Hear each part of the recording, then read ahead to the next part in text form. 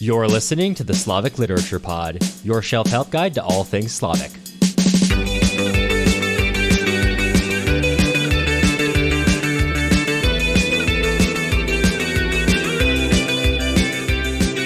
I'm Cameron Lolana. And I'm Matt Gerasimovich. And today we're covering Part 2, Chapter 10 of Vasily Grossman's Life and Fate, going to a perspective you probably didn't expect to take, the perspective of a German soldier, Lieutenant Peter Bock. If you were, ring the bell, Stalingrad alert. If you read Stalingrad, you're already familiar with Peter Bock.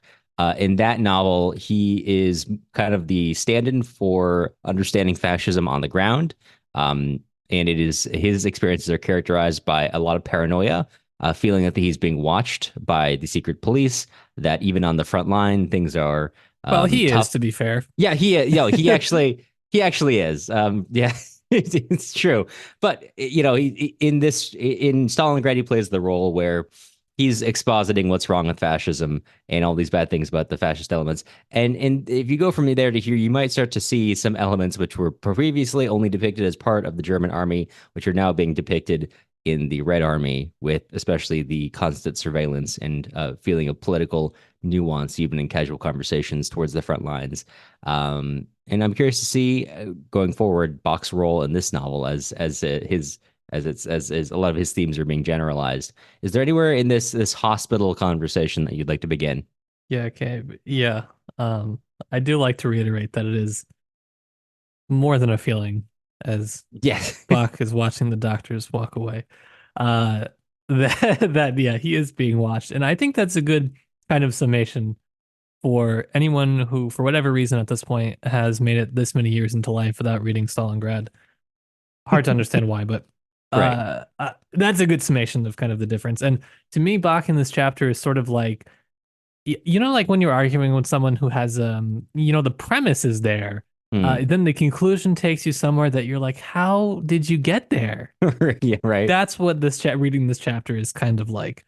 And there's kind of so it kind of happens mostly all in his head as he's imagining this argument between some of the other people that he's sharing the hospital room with, as he's there with just a pretty, run-of-the-mill wound as far as military wounds go.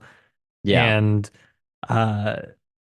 there's a kind of, we'll say, internal debate that he's having over, I don't know, the role of culture and, what it means to be a German. And basically his sort of thing is that, religion and, just anything. Nothing is more important than the fact that you are German.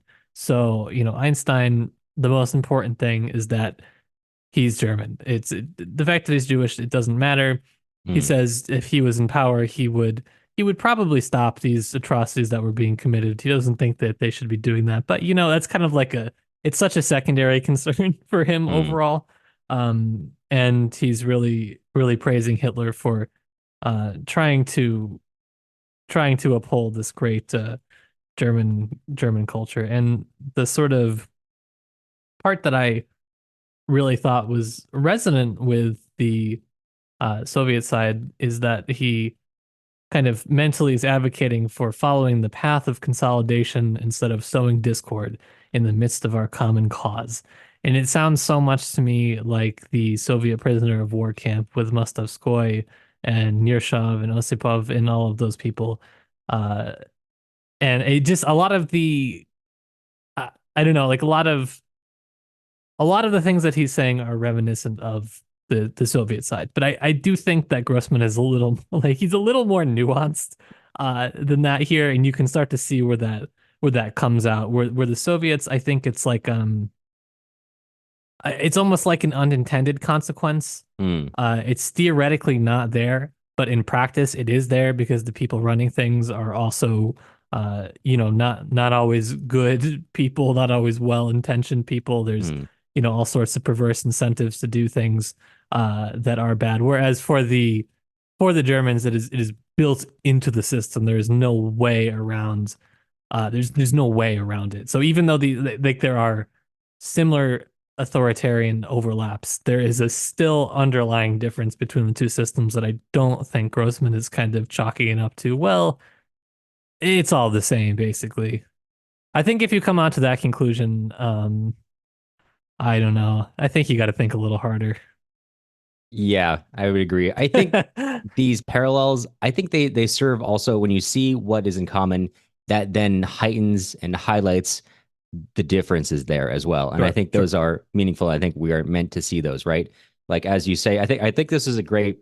And so, for example, let's talk about right this sort of totalizing effect, this political surveillance of the army. This is obviously true of both the Red Army and the Wehrmacht. We've been exploring that this whole novel. Well, we've been exploring it for the Red Army this whole novel, but in Stalingrad, we were also doing that for the Wehrmacht. But here we have these similar pressures being placed upon these soldiers, and then because we see these similar pressures being placed on them, we then see how they react differently to it. Right? In this case, I love this phrase that you used in your post today. In many ways, this chapter still puts on display the dangers of too closely aligning nationality with cultural progress. Like you've been saying this episode, you've got even if our Bach here is not a member of the party per se, and is like kind of thinking even maybe, oh, maybe this is a little bit too far. I obviously don't love being surveilled all the time.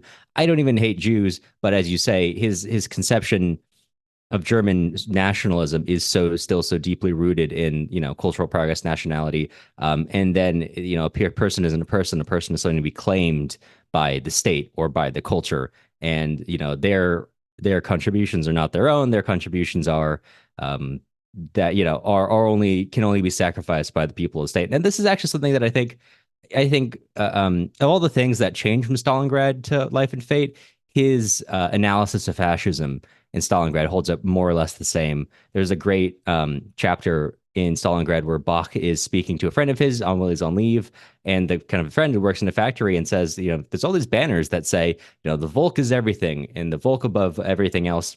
But who is the Volk? I'm not the Volk. I get told to sacrifice myself for the Volk. So who is the Volk? I've never met this. And apparently none of us working here in the factory are the Volk because we have to sacrifice for them. And we're not being exalted like these things say. So you have this similar analysis of these two societies, which are kind of dehumanizing these people. But you see specifically why the German turn here is fascism is the result, or fascism is the running parallel and affecting it. Whereas you have like not the same, like there's still this sort of like Russian pride, this Russian chauvinism is visible throughout.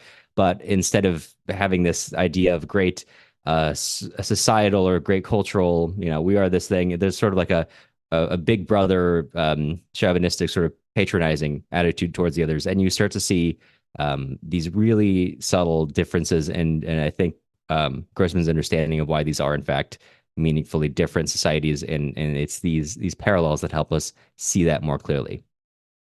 Yeah, I think it's also of uh pressing importance now as we drift closer in many aspects to more authoritarian forms of government kind of everywhere, to sort of be able to distinguish what it is that makes them different and where centers of control are ultimately located and how power is actually maintained. So, sorry if you heard that door, that was the CIA entering my room. Right. Not only is power maintained, but how are the subjects of that power? How do they react to it? And how do they, despite being maybe critical of it, still support it and still ultimately, work to its ends, even if they think that they might be different? Bach thinks he's different from the party, but ultimately his effect is the same. And as soon as you start getting some brandy, he's like, these guys aren't so bad. All right. So whatever. I don't need an Einstein. He probably wouldn't go that Yes. far, but his morals don't go that far when, when a friendly drink comes out. Right. And now for my 9-hour lecture on Antonio Gramsci's political theory. All right, we're gonna be here a while, so buckle in, sit down, lock your door. Don't let if anyone's they're pounding on it, you just let them know you're not done yet. They didn't The let unmarked Gramsci fan out. outside your house, or the van marked as a flower shop is not a flower shop. All right. Well, I think that's all about everything I had to cover for today. Yeah, I need to cut myself off. Yeah. Now it's my turn to cut you off. All right. Well, we'll see where this goes in the next few chapters. And in that case, you will hear from us again soon.